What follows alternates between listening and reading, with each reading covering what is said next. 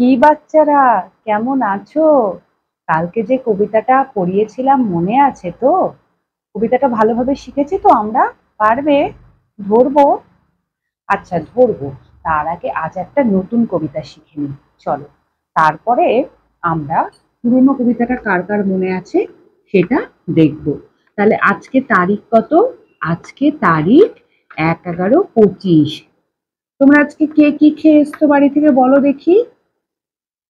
কিচ্ছু খাওনি? একদম কিছু না খেয়ে আসবে না, একটু কিছু খেয়ে আসবে। মিড ডে মিল হতে তো একটু দেরি হবে নাকি? একদম না খেলে কি করে হবে? শরীর খারাপ করবে। ঠিক আছে? তাহলে একটু খেয়ে আসতে হবে। আচ্ছা, আজকে আমরা যে কবিতাটা পড়বো তার নাম হচ্ছে মনিরাম মুন্সী।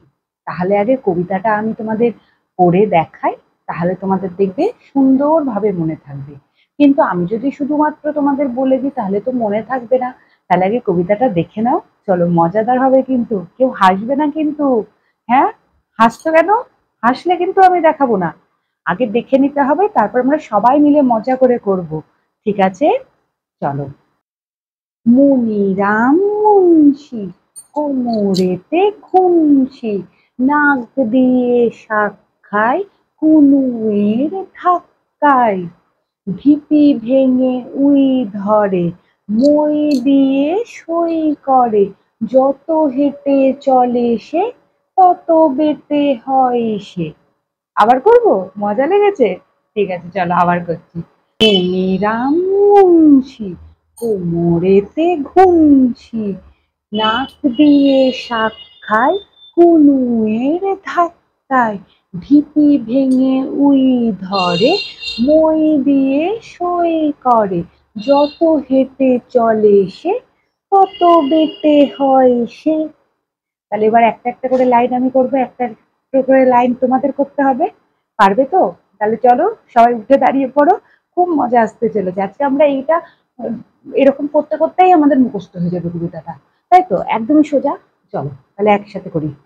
মনিরাম মুন্সি, করো। মনিরাম মুন্সি কোমরেতে ঘুমছি।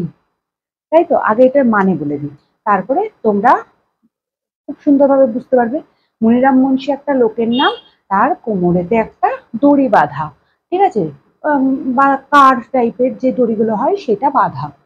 সে নাক দিয়ে শাকটা খায়, শাক আমরা যে খাই মুখ দিয়ে, ও নাক দিয়ে শাক খায়। কুনুয়ের ধাক্কায়, কুনুয়ে ধাক্কা মেরে মেরে নাক দিয়ে ও শাক খায়। তারপরে কি বলছে?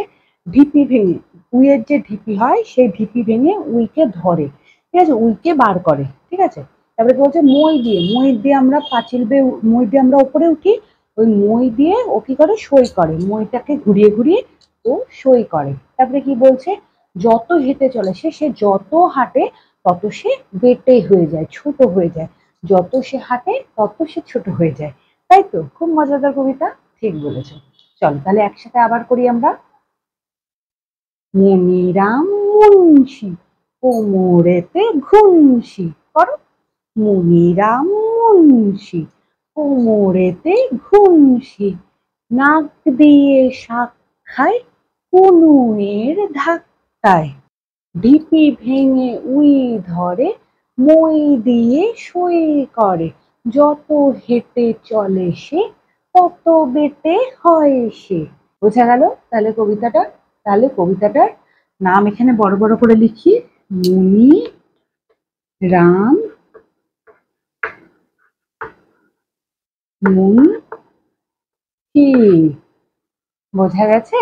মুখস্থ হলো সবারই? চলো, ভাল লেগেছে ক্লাস? আচ্ছা, তাহলে এবার আরেকবার আমরা মুখস্থ করে নিই কবিতাটা, দেখি কার কেমন মুখস্থ হয়েছে, কে বলবে দেখি। আচ্ছা, তোমার মুখস্থ হয়ে গেছে? ঠিক আছে, বলো দেখি কেমন পারো। বাহ, খুব ভালো হয়েছে, খুব সুন্দর। আর আর কি বলবে? আর একটু মুখস্থ করতে হবে, চলো আবার আমরা মুখস্থ করবো, চলো।